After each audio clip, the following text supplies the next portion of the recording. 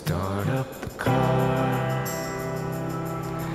bury your memories, call on your lovers, speaking slow and heavy, call up your boyfriends from out by the ocean. Well, I get my list rights read by thieves.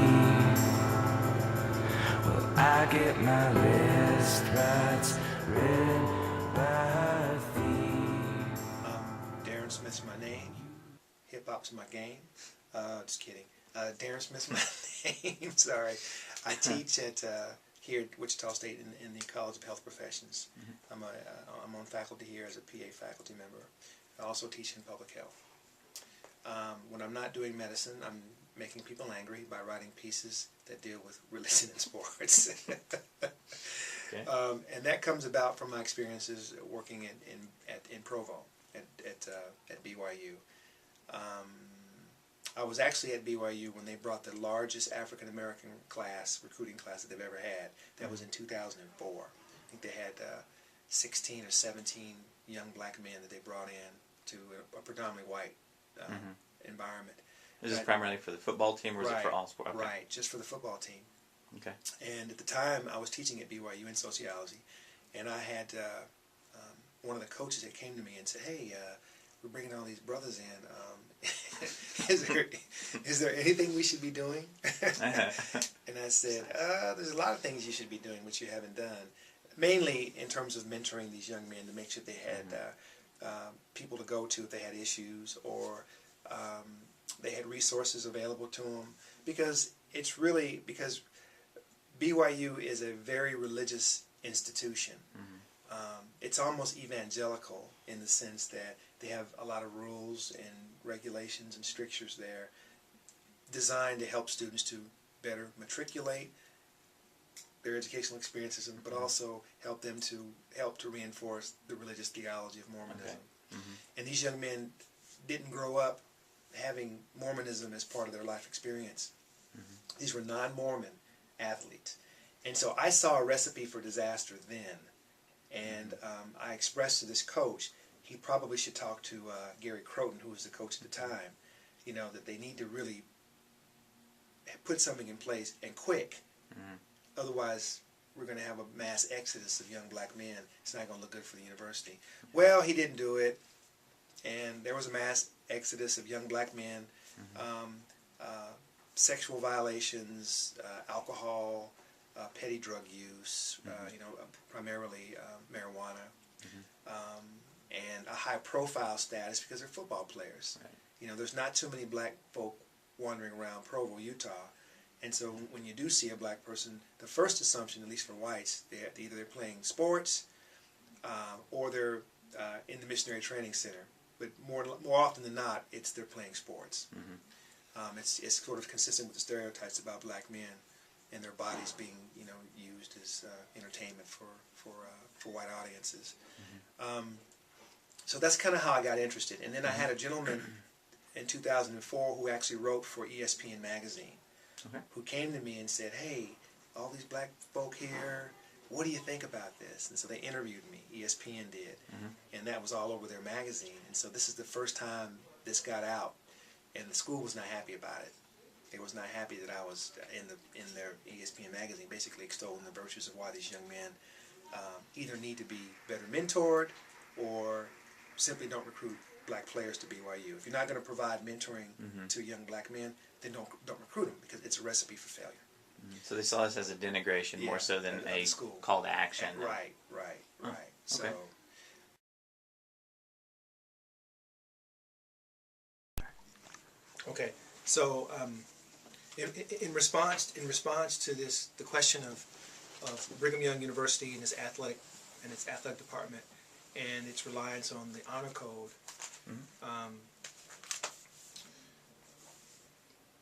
part of the issue with Brigham Young has to do with questions surrounding its theology. I think I mentioned that before. The fact that the church, the LDS church, and my friends who are LDS, who are African American in LDS, have got on my case about it. You can't say that it's the church.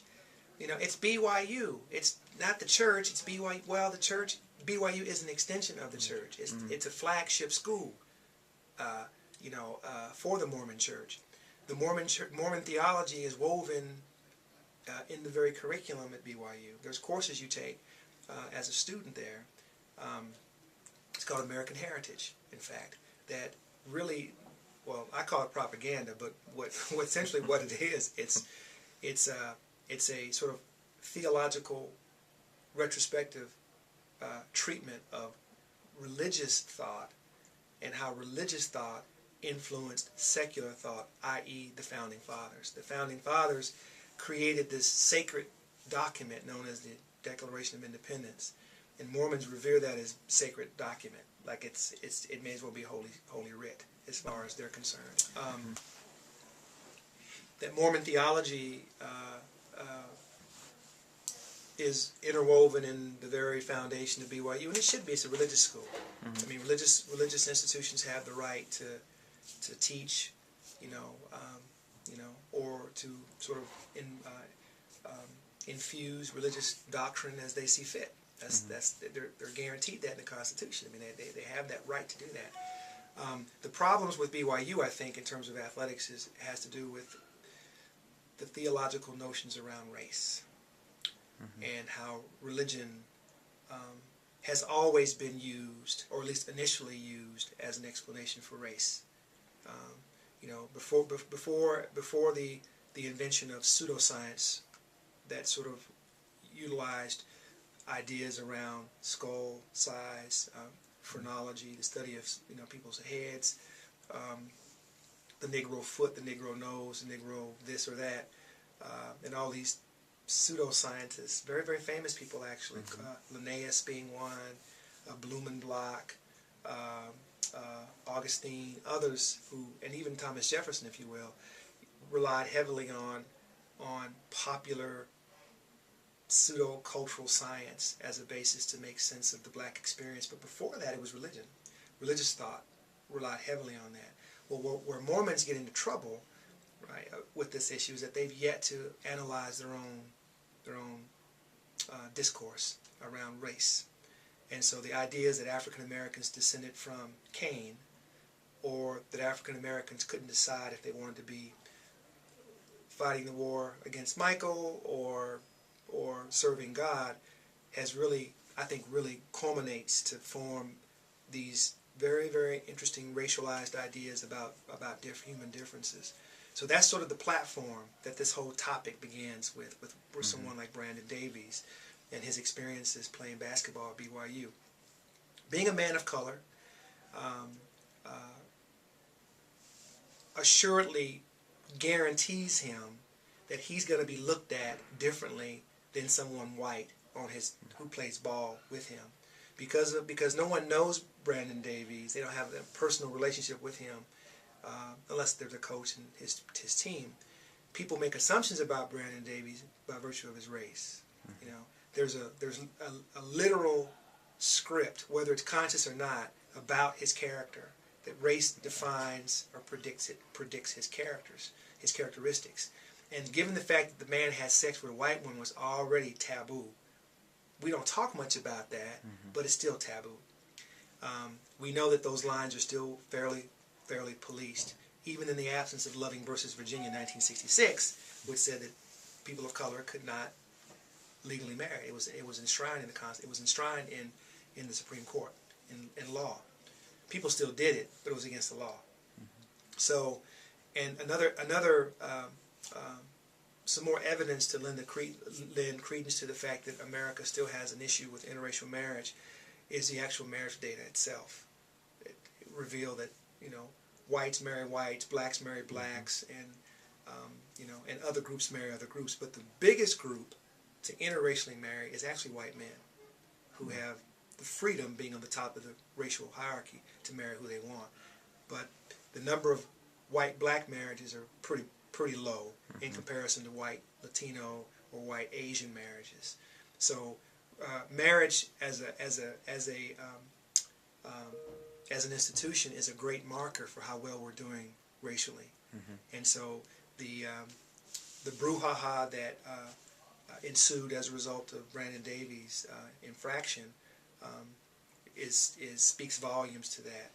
Now, the central issue is whether or not Brandon Davies was informed about the honor code and the role the honor code would play in his matriculation at BYU. The answer to that question is yes, because Brandon Davies, unlike many African Americans who were kicked out from 1993 to current, were not Mormon, but he is Mormon. Okay. So he's been raised as an adopted young man. He was an adopted child raised by white families. He's had Mormonism. He's been socialized to be a Mormon since he was a very, very young child. So he grew up with that discourse, knowing, the Mormon perspective or position between right and wrong. I mean, he knew that because he grew up in it, but he still wasn't immune from it, because when the rubber meets the road, he still had to answer for his actions, and he was still held accountable for it. So, unlike Brandon Davies, who actually had some protective measures in place because he was Mormon, he could go to his bishop, he could go to his stake president. These are ecclesiastical leaders within Mormonism. He could go to the honor code office. He could go to his coach. He had a network of people that he could go and confide in that would give him somewhat of a pass because of his affiliation with Mormonism, not just a fleeting affiliation, but actually, a lifelong Mormon, if you will. Whereas the other young men that were featured in the Deadspin piece didn't have that, right? And they alleged that when they first came to BYU on the recruiting trips, they didn't have an hour or two to discuss the relevance of the honor code. They didn't have that. That the coaching staff, the Gary Croton, particularly Gary Croton coaching staff, gave them the Cliff Notes version of the honor code. Maybe a 5 or 10 minute discussion. Yeah, we have this thing called the honor code. Here's what it is. Don't violate it. And that's really it. These young men had no, and the reason why I say that I believe these young men, because during the process of interviewing them, so many of them said the same thing, right? That a pattern was clearly laid out. That something was going on. Something wasn't right about how this honor code business was dispensed from the get-go. A lot of young men said, well, they didn't tell me much. I didn't realize how severe this would be. I didn't know this would ruin my career. That's that side. So the ignorant side of it is what the young men allege. Now, the BYU proponent side is, well, you should have known. You should have known that you were, this was something that was sacred to Mormonism or Mormons. And ignorance isn't bliss at this point. Ignorance is stupid. You should have known. So you deserve to get what you get. That's sort of the individualism tone coming through. You commit an infraction, you got to pay the price. And so it don't matter who you are, even if it was circumstantial or innocent, you still have a price to pay. So these young men felt like they weren't given the entire story on this. And unlike Brandon Davies, real quick, Mark, they didn't have a bishop to go to. They didn't have a stake president to go to, or any other ecclesiastical authority. They were completely on their own and at the mercy of the goodwill of whoever was rendering judgment on them, which is a very, very interesting, very surreal predicament to be in. That's what I wanted to ask you about. Could you just talk a little bit about the Code of Conduct Office and in your understanding how they go about kind of quote unquote policing these infractions? Okay. There's been some reports that there's been some COINTELPRO activity going on the campus of BYU, right? You got some the honor code cronies following folks around or ratting folks out. Right? There's been that those sort of allegations. I have not seen that, but I've heard it. But I've heard that it does exist. When I went to Ricks College, which was a Mormon school in Idaho, in southeast Idaho, it's now Brigham Young University, Idaho. That's what it's called now. And when I was there, I do remember some instances when for instance, when there was a curfew that men could not be in young women's apartments after 9 o'clock, right? And if you were in their apartments, you could get in trouble. I had friends who actually were ratted out by roommates of the people that the guys were visiting. That this guy was in the room after hours, and they were called into the honor code office. BYU, like BYU Idaho or BYU Hawaii, they have an honor code office, and their job is to act as the moral police for infractions that students commit, whether it's drinking, whether it's sex, illicit sex, or whether it's being arrested or some other moral violation. This office essentially is responsible for rendering judgment, getting the facts, which is completely subjective. It's your word against this other person, but trying to deliberate as to whether or not what's being said is actually true. And so that's a tough position to be in. But these young men, many of them were brought before the honor code office, and it was actually like a formal hearing. They would have professors, student representation on the board. They'd have honor code representatives on there and administration on there, and an ecclesiastical leader. They would have show up, and they would actually interrogate the violator and ask very candid, pointed questions about the incidents that took place, the dates and the times, and they would even bring in witnesses too if they needed to, like a little mini inquisition. And the athlete had to defend themselves. Most of the time, rather than go through that humiliating process, they just left. So, or it didn't even get to that point; they were just kicked out.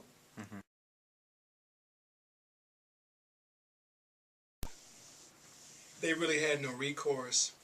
And also, they're young men. They're 18 years old, 19 years old at the most, and they don't have a clue about that. They just want to play football. And they were promised that if they came to BYU, they'd have ample media coverage because there's not a whole lot of black folks there, so they could really fulfill their ambitions. I would say their ambitions are long shots in terms of their the likelihood that they would go pro at some place like BYU is a stretch, but for them, they're optimistic and hopeful. So the institution provided them with that, and this on the one hand, but on the other hand, took it away from them when they didn't fall within their idea. Their conscription of what their honor code should be. So it's really unfortunate. But I knew that. I knew that when they started recruiting black folks there, and I knew that was going to happen because they have no mechanisms in place. They have no mechanisms in place to help these young men to be successful. They don't. They have mechanisms in place to help Mormons to be successful, Mormon students to be successful, Mormon athletes, and they just fall right into a normal process for what Mormons do on campus. But these young men are outliers.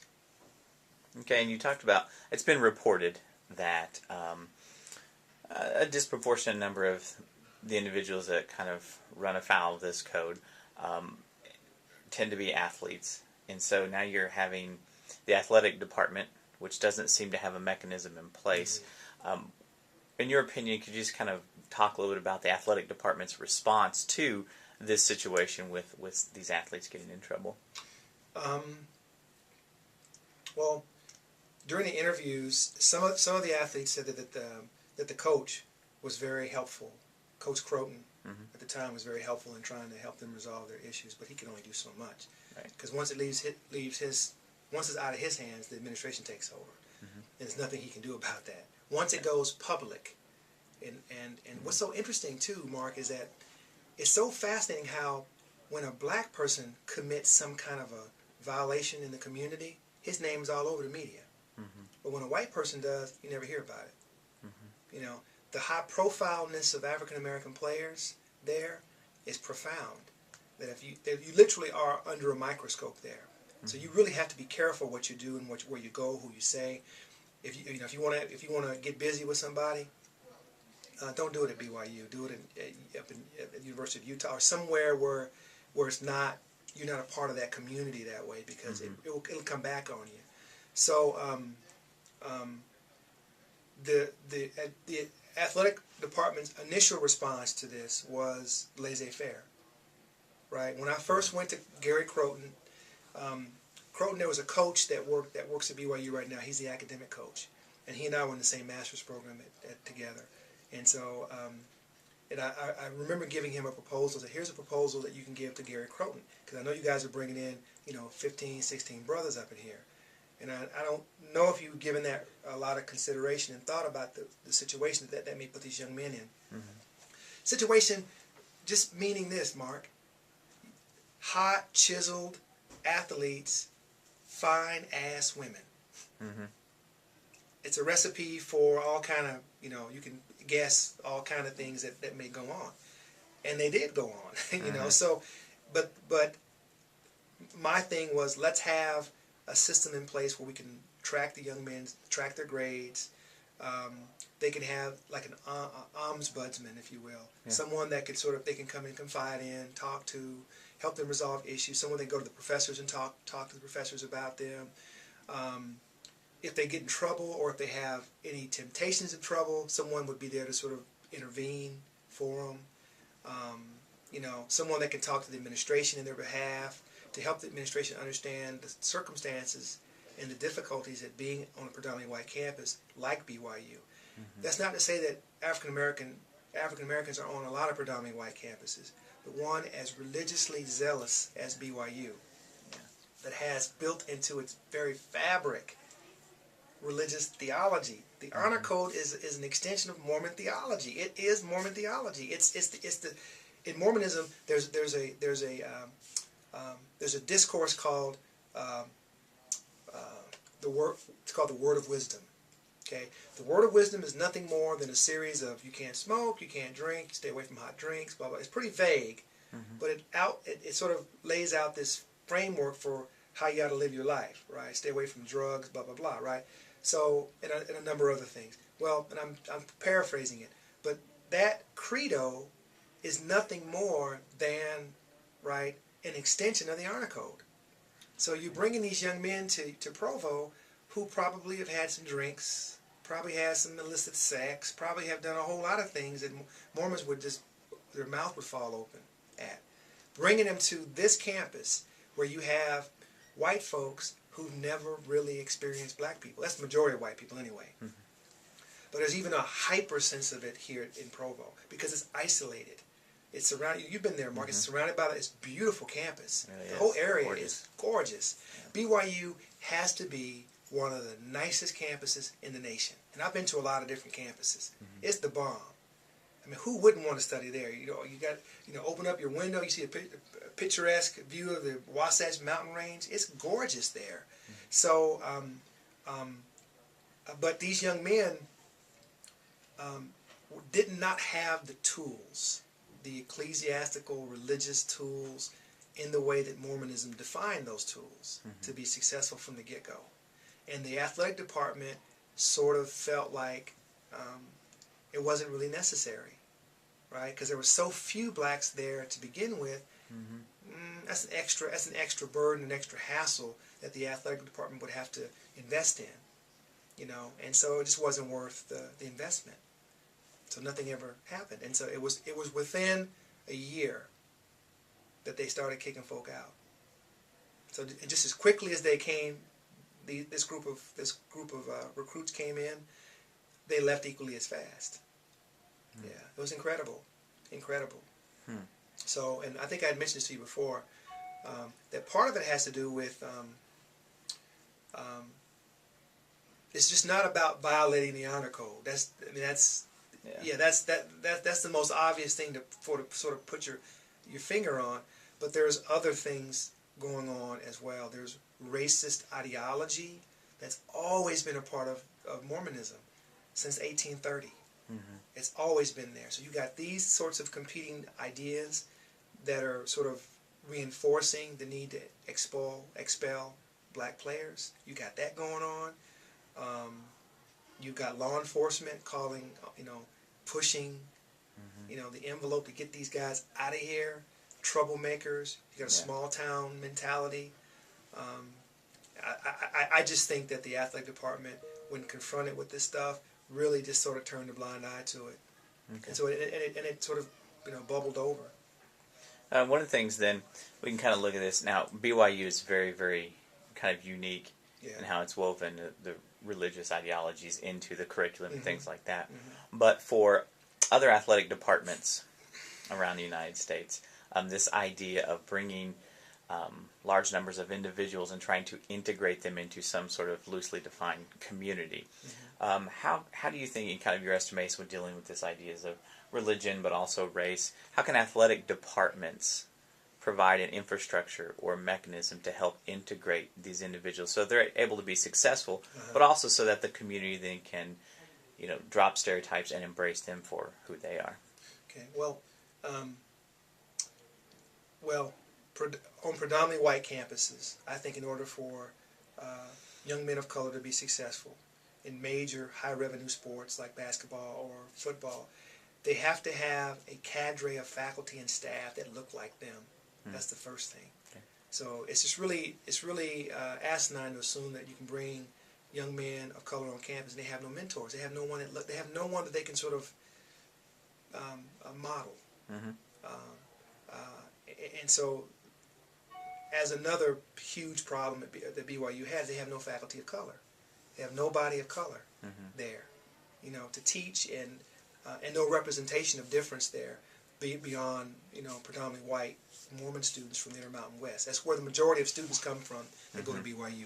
They're white students from California, Arizona, Oregon, Washington, Utah, Idaho. The vast majority of students come from those predominantly Mormon states, which are very small. So that's the first thing I think that they should have hired more. They had one guy there, one African American coach there at the time. His name was Brian Mitchell. Brian's now the defensive coordinator at East Carolina. Okay. Yeah, he's non-Mormon. His wife's Mormon, but he's non-Mormon. Good guy. Brian's a good guy, but he was there at the time that I was there. But he was it. And the players may or may not have identified with him.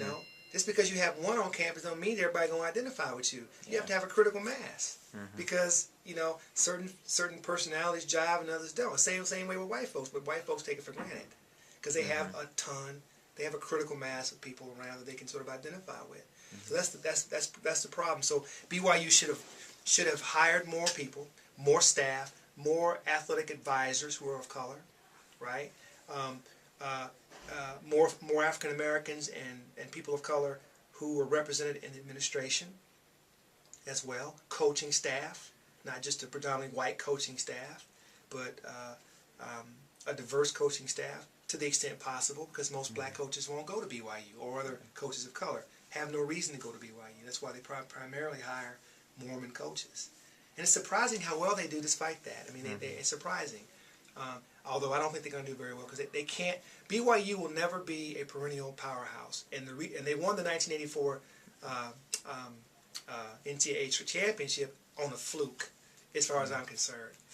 Because you can't, and this may sound horrible, so I hope your students will forgive me. You can't win a national championship without athletes of color. They bring a different cultural ethic to the game that whites don't. For black players, this is a matter of survival for them. They have ample images of professional athletes who are playing at the highest tier and making the money and sort of going above and beyond the confines of the American dream. They see ample evidence of that, right? So for them to get to that level, right, is everything. It means everything. It means you forego your schooling. It means that all of your energies are directed toward being the very best you can be at that particular sport, right? Now, does genes play a role? If it does, it's a very small role in it. The environment plays a bigger role. The fact that these young men really want to go pro. They really want to be at that next level. So this is their ticket to get there. And so they bring a tenacious work ethic to the game or to the schools that they go to. That's partly why. That's in part a big issue or a big reason why I think a lot of black players do well and go on into the professional ranks, even though less than 1% actually get there. But those that do make it are the absolute cream of the crop. So the university just did not do due diligence. They didn't bother to ask any experts about it, because primarily BYU is governed by the Board of Regents. You know, the board.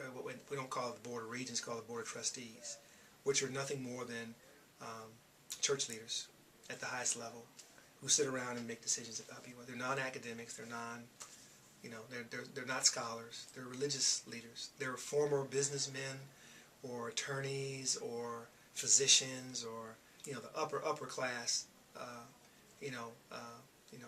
crusty folks who are decision makers. Those are the ones that run BYU, and it wasn't important to them. They certainly didn't ask me. I would have been happy to tell them, what I think they ought to do, but they didn't bother to ask me. So. When you're featured on Outside the Lines, it's a great program because they're trying to get into some things, but you don't have very long. You're given a very, very short amount of time to discuss some very complicated topics. Right. If you could have, what would have been some things, sort of your opportunity that you could have said, or that you would have liked, subjects you would have liked to have broached on that particular program that you weren't able to due to time constraints? I think I would have talked about I would have underscored the theological ideas surrounding blackness. That's so much a part of Mormonism. I would have talked about that. That thread is always there. It's always present. And I would have talked about how those ideas about blackness influence the decisions that BYU as an institution make to expel people. Right? That they're largely influenced by these ideas, whether they're aware of it or not, whether it's conscious or unconscious. It's a reality in decision makers that are there. It's only been, 50 years, maybe, no, less than that, 78 to current, I don't know, 40 some odd years, 45, whatever that is, some odd years that the Mormon church actually allowed blacks to fully participate in the church, in the faith. It's only been 45 years. It hasn't been that long. It's been as long as civil rights laws have been put in place. Maybe with the exception of 5 or 6 years earlier. So Mormonism, much like the United States, has been a very polemical religion for African Americans, even though African Americans have been involved in Mormonism from day one. From day one. The expulsion of Mormons from Missouri, from Jackson County, Missouri, had to do with slavery. Had to do with the Mormons positioned themselves in some writings that were inadvertently published in a magazine that they were printing by a guy named W.W. Phelps. And the name of the article is called Free People of Color, where Mormons sort of talked about this land of Zion, that it would look like it would be a multiracial land, it would be blah, blah. And so when the Missourians got a hold of that tract, Mormons caught hell for it, because the belief was that these Mormons are abolitionists. They're in Missouri. Missouri's a slave state. You got to go. So from day one, Mormons had encountered or called into question as to whether or not they were, abolitionists or not. So, and of course, you had some prominent black Mormons that were involved in it. But there were very few. But most Mormons don't even realize that blacks played a big role in the early formation of Mormonism. And of course, Brigham Young solidified the differences in 1854 when they actually went to the Utah Territory, when he says, "If no one spake it before me, I'll say it now: blacks cannot hold the priesthood. They can't." And that was in place until 1978. So 1854 to 1978 is how long that was in place. And of course, the racist folklore that underscored it: blacks were this, that, and that they were cursed, and Satan's hand is upon them, and all of the other things that go. In fact, this book right here, The Church and the Negro, which was published by a Mormon back in the 60s, really captures a lot of that A lot of those early ideas about blacks. So I think it's important. It would have been important to lay a context or a foundation before you can really understand the complexities of what kicking folks out. Now, BYU claims they didn't do that. The institution, they said, well, we didn't do that. We didn't kick all those players out, But have they really ever done an internal audit of themselves? They haven't. Okay. They haven't. So they were pissed. The institution was angry, but BYU fans were even more angry. If you go to some of the websites and look at some of that stuff, they were hot, especially at my ass, hot, right? About this, and my retort was simply, has the institution really looked at its practices, right? If it hasn't analyzed its practices, it has no idea as to whether or not its treatment is biased or not. They don't know unless they analyze their own practices, right? But they haven't done that. So I took the liberty to do that with Luke and I, and we discovered that there were some definite discrepancies in treatment. So on the basis of race, and of course the folks on outside the line tried to make it a religious issue. It's a religious issue, blah blah blah. Yeah, it's that, and it's also a racial issue. There's an intersection there that was not acknowledged. But how would they know that? They're not sociologists. They're not trained to think that way. So there's definitely an intersectionality between why those guys have been expelled. One, gender, black men, right? Black men in a white world, white context. Come on. I mean, all I have to say is that, and that conjures up enough stereotypes right there. Gender, religious issues. You got the idea of religion, Mormonism's brand of Christianity, right? Christianity is sort of large cornucopia of ideas and discourses about Jesus Christ, right? As Christians, each religious faith interprets that differently. So Mormonism's brand of Christianity and the beliefs that underscored the reason that blacks couldn't fully participate until 1978. You got that idea that circulates there. You also have a history at BYU of, blacks didn't even show up at BYU into 1970s, and they didn't show up in mass. It was one or two or three here and there that actually went to BYU. So BYU didn't really have a whole lot of blacks, and still don't really have a whole lot of blacks on that campus to this day.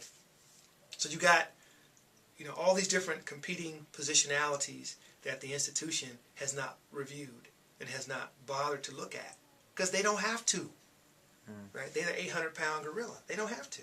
They're protected by the 14th Amendment, right? As long as they're not egregious in what they're doing to students and outright abusing students, they can do what they want to do. Doesn't matter. So, and what happens in the end is that the young men are the ones that take it in the chops. I'm not saying what they did was right, but by any means. But what I'm saying is that the institution shirked in its responsibility to make sure that these young men knew what they were getting into. That's the first thing. And secondly, that they didn't have any systems in place to protect them if something did happen. They didn't have any of that. So the elements of heading off, catastrophe were not there, and it was a perfect storm for a lot of needless careers to be ruined, embarrassment from the university side, complete embarrassment. But they don't care, Mark. They don't care. The church never responds to that controversy. They just they've learned that if we just don't say anything about it, it goes away. Yeah. It's almost like PR 101. My thoughts on that are if you confront it before it happens, you can head it off at the pass. But the church doesn't do that. They just like whatever. They hate us. It's all good. Okay. So in the wake of the Brandon Davies thing, now of course BYU has since allowed Brandon Davies back on the team. So obviously he must have got himself right with his bishop, his stake president, right, and the other powers that be. It's a very embarrassing thing for the school, and I would have been surprised had he not come back. So it kind of seems then And like one of the differences you're saying between Mr. Davies and some of the other athletes in the past is that he grew up and knew the channels and the mechanisms of Mormonism. He had an and advantage. so he's able to now kind of navigate those waters right. and come That's back, right. whereas maybe some of the other students right. don't. That's They didn't right. have that infrastructure. So. He had access to high status knowledge that was highly valued within the community there. Mm-hmm. So that's what he had access to. And he had ecclesiastical leaders in place. He had all of these other processes in place to sort of help him to get past the issue. Mm-hmm. And come back, and that's what he did. So, whereas the other players didn't have that, they didn't. They had nowhere to. Since then, they've instituted a chaplaincy program at BYU. Since then, Okay. so what they've done is they've appointed a very, very nice guy, by the way. His name is Jim Slaughter, who is to act as a non-Mormon clergy. He's Mormon, but he's acting like his role is Okay. to advise, and he has some sympathies toward diversity, but I still think it's a weak attempt. I like Jim personally, but I think it's a weak attempt for the school to really try to make up for something that's much bigger than Jim Slaughter or anybody else for that matter. Of course, Bronco Mendenhall's. So I mean, I'm going to ask a question of myself, and I'm going to answer the question. So then, in the wake of all this, how has BYU responded to recruiting, retainment, blah, blah, blah? Brother, let me tell you how they've responded. Two things. BYU, and this is, I've actually got this on tape, right, with Bronco actually talking about this. I actually have transcripts of this. I'm going to use them for the book. I actually have it on tape. This is incredible. What BYU has chosen to do in the wake of all these, embarrassing moments for them, is not recruit blacks. Just don't recruit them. What they've done now is they've recruited largely Polynesians, because most Polynesians they recruit happen to be Mormon. So they've gone. So when you watch them play, look at the sideline, or go to their website and look at the pictures of the athletes. What you'll see Polynesians. If there are people of color on the team, it'll be Polynesians or biracial athletes, right? So mom white, dad black, and they happen to be Mormon. That's who they're recruiting. They're not going after African Americans. And it's onesies, twosies. It's the rare occasion they'll get an African American athlete there to the school, and that's specifically because Bronco says that's kind of how you just don't. We're just not going to recruit black folk. Wow. It's incredible. It's incredible. But people don't, and people like, and then you have Sports Illustrated heralding BYU as some, this America's university for sticking to its principles, right? But they don't understand that beneath those principles is a long, sordid history, right? Of race, of racial denial, of exclusion, oppression, all of that. And nobody knows that side of it. And so that's why it's important that history gets out there. It has been written.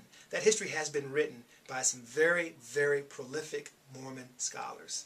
Very, very, very good. I've actually worked with one of them, Newell Bringhurst, who's written, just a wonderful book on the history of Mormonism and race. It's called Saints, Slaves, and Blacks. But we can't even get a copy anymore.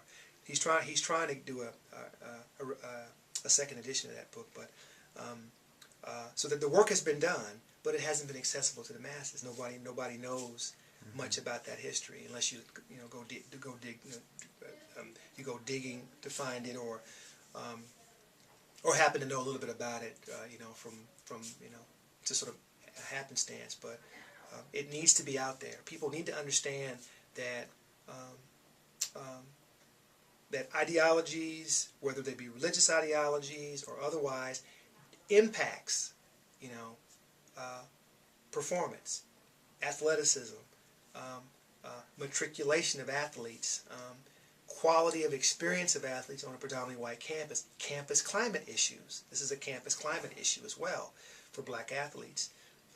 And I would even go as far as to say this, and I've said this before. I said it back when Croton was there.